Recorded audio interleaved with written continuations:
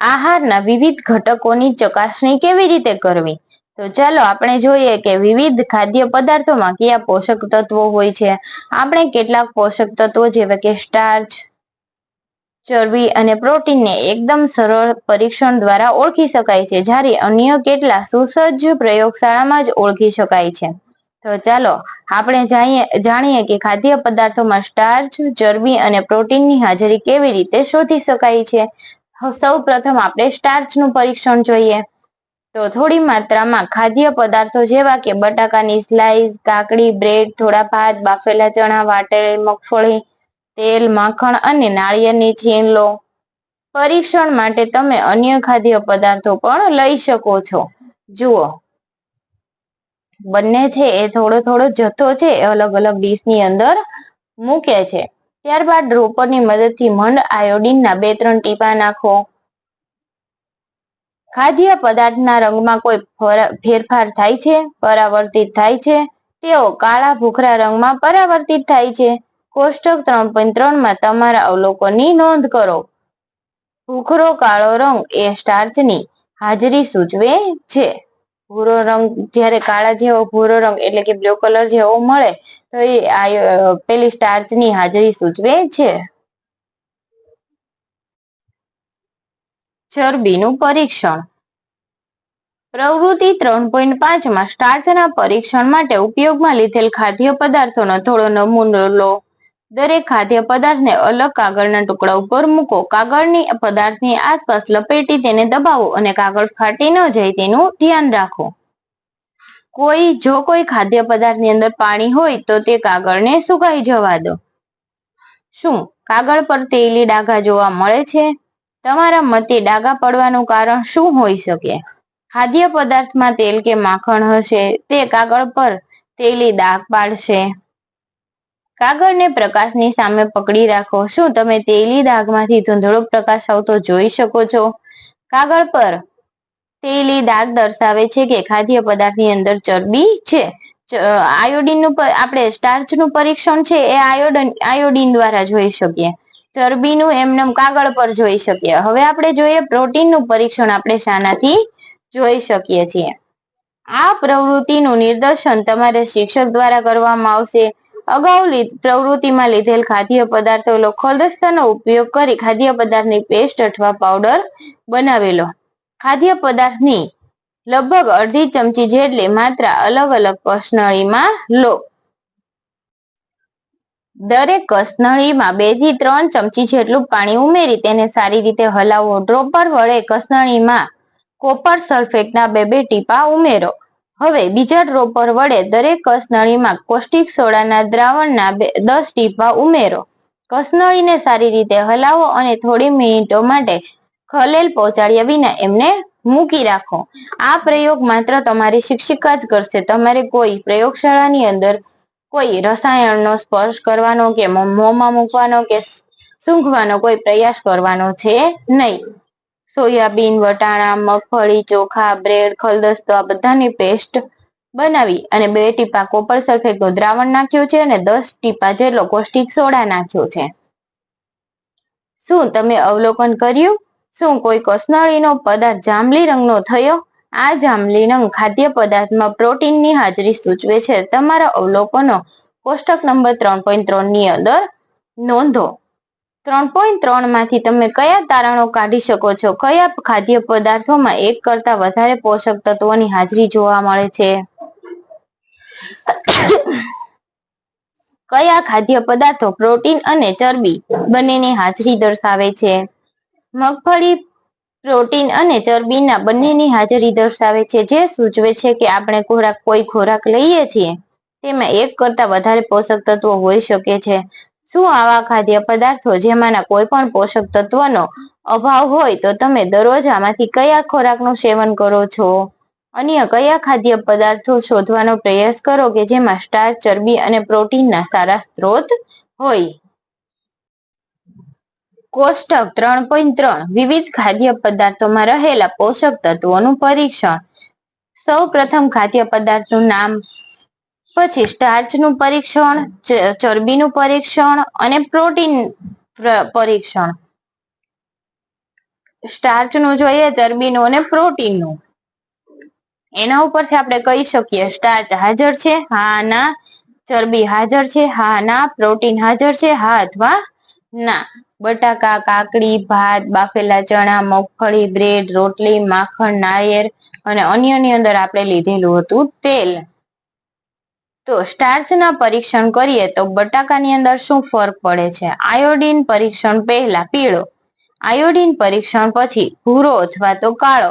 અનુમાન ના. અવલોકન ના. પ્રોટીન પરીક્ષણ પહેલા પીળો, પ્રોટીન પરીક્ષણ પછી ભૂરો. તો એમાં સ્ટાર્ચની હાજરી છે, હા. ચરબીની છે, ના. પ્રોટીનની છે, ના. એવી રીતે કાકડી લીલો, લીલો, ના, ના. લીલો, જાંબલી, ના, ના અને હા. એમાં પ્રોટીનની હાજરી છે. ભાત સફેદ, ભૂરો અથવા કાળો, ના, ના. સફેદ, ભૂરો, હા, ના અને ના. તો આપણે શું જોઈ શકીએ? ભાતની અંદર સ્ટાર્ચની હાજરી છે. બાફેલા ચણા પીળો રંગ, પીળો, ના, ના. પીળો, જાંબલી, ના, ના અને હા. પ્રોટીનની હાજરી છે. બાફેલા ચણાની અંદર કયો પદાર્થ હાજર છે? પ્રોટીન. ત્યારબાદ મગફળી લાલ, લાલ. તો એની અંદર મતલબ સ્ટાર્ચનું પ્રમાણ છે નહીં. ત્યારબાદ ચરબીના પરીક્ષણમાં તેલી દાગા પડે છે? તો કે હા પડે છે. પ્રોટીનનું પરીક્ષણ કરતા એ કેવું દેખાય છે? લાલ. અને પછી કેવી દેખાય છે? જાંબલી. તો એમની અંદર સ્ટાર્ચ હાજર નથી તો ના. અને ચરબી હાજર છે, હા. અને પ્રોટીન હાજર છે, હા. ત્યારબાદ બ્રેડ, રોટલી એનું પરીક્ષણ કરતા બદામી રંગ, કાળો અથવા ભૂખરો. ના, ના. બદામી, ભૂરો, હા, ના અને ના. તો એમાં સ્ટાર્ચની હાજરી એક રહેલી છે. માખણ સફેદ, સફેદ, હા, હા. સફેદ, જાંબલી, ના, હા, હા. તો માખણની અંદર આપણે શું જોઈ શકીએ? ચરબી અને પ્રોટીન બંને હાજર છે. નાળિયેરની અંદર, નાળિયેરની અંદર પરીક્ષણ દ્વારા શું જોઈ શકાય છે? તો કે ચરબીનું પ્રમાણ રહેલું છે. અન્યની અંદર તેલ, તેલની અંદર શું રહેલું છે? તો કે ચરબીનું પ્રમાણ રહેલું છે. કોષ્ટક નંબર 3.3 નું સોલ્યુશન. 3.4 સમતોલ આહાર. શું દરેક વ્યક્તિ માટે પોષક તત્વોની જરૂરિયાત સમાન હોય છે?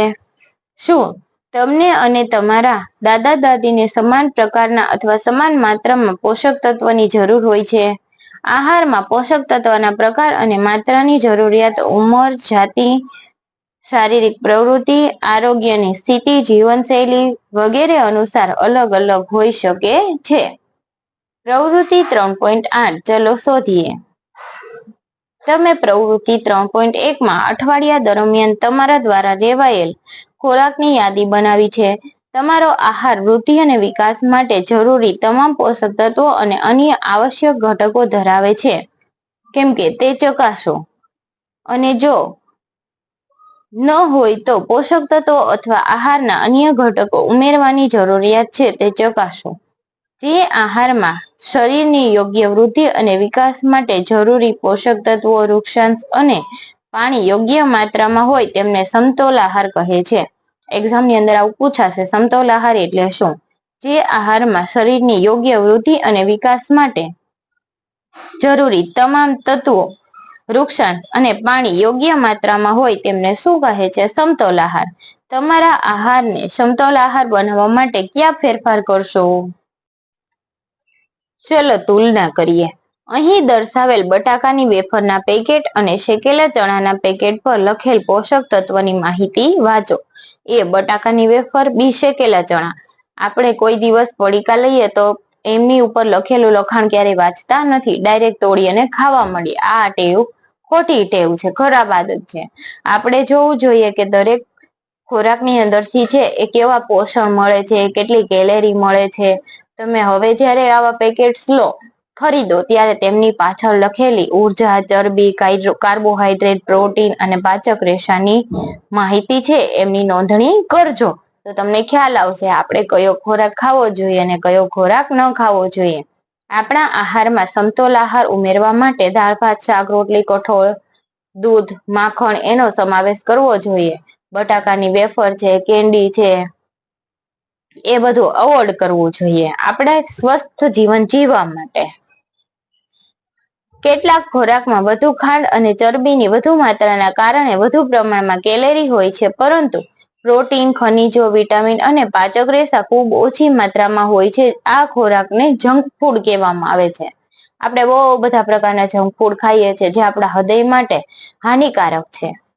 આવા ખોરાકમાં બટાકાની વેફર, કેન્ડી બાર અને કાર્બોનેટેડ ઠંડા પીણાનો સમાવેશ થાય છે. આવા ખોરાકનું વધુ પડતું સેવન આપણા સ્વાસ્થ્ય માટે સારું નથી. તે વ્યક્તિને મેદસ્વી બનાવે છે, જાડિયા બનાવે છે. અને આવી જે મેદસ્વીતા જેને ચડી જાય એને હાર્ટ એટેકની સમસ્યાઓ વધુ થઈ શકે છે. આવી વ્યક્તિને અનેક સ્વાસ્થ્ય સમસ્યા થઈ શકે છે.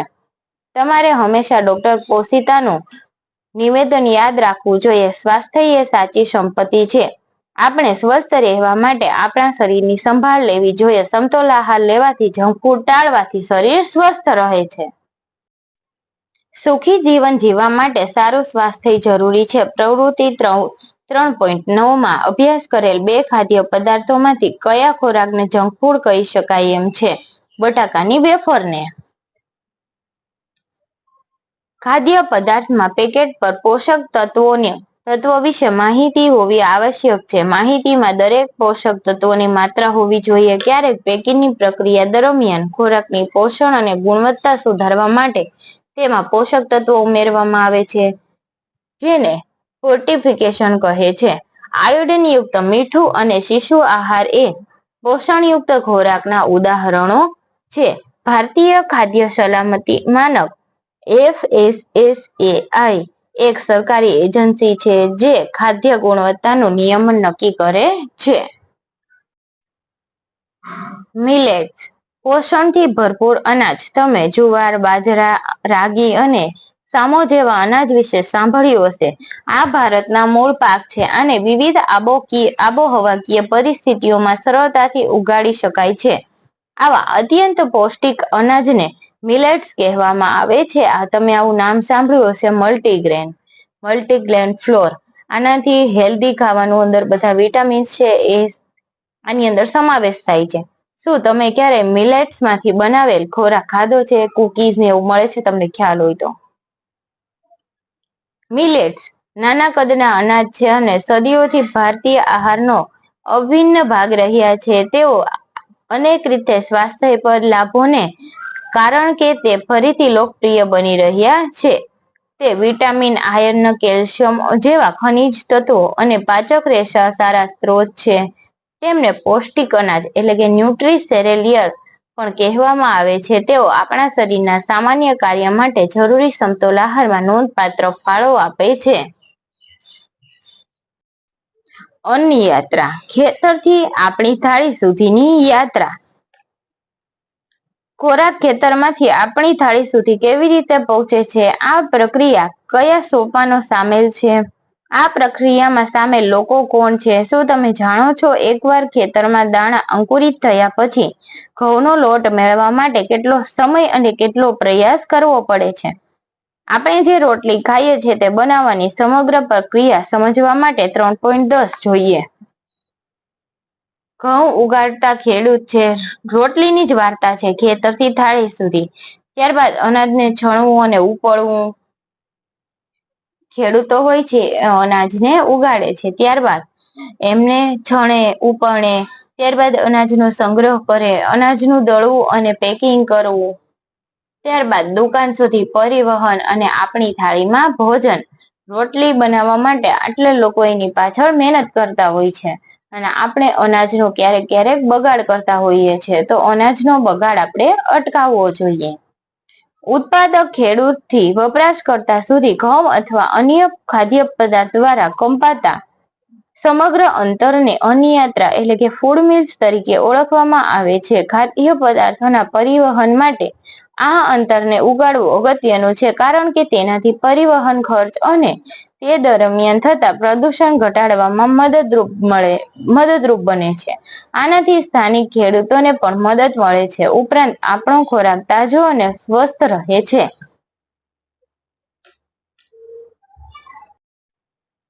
ઘણા લોકો થાળીમાં લીધેલ ખોરાક ખાધા વગર છોડી દે છે, ખોરાકનો બગાડ કરે છે. આપણે યાદ રાખવું જોઈએ કે ખેડૂતો અને બીજા અન્ય લોકો ખેતરમાંથી આપણી થાળી સુધી આ ખોરાક પહોંચાડવામાં કેટલો સમય ખર્ચે છે, કેટલા પ્રયત્નો કરીએ છીએ. આપણે જેટલું ખાઈએ તેટલો જ ખોરાક થાળીમાં લેવો જોઈએ. તેનાથી વધારે ખોરાકનો બગાડ ઓછો થશે. તેનાથી ખેતરથી થાળી સુધીમાં પહોંચાડવામાં સંકળાયેલી વિવિધ પ્રક્રિયાઓ, તેમની માટે પ્રક્રિયાનો સમયરેખા શોધવાનો પ્રયાસ કરો. સ્વસ્થ ખાવો, વહેંચીને ખાવો અને અન્નનો આદર કરો. સ્થાનિક ઉત્પાદકોને ટેકો આપો.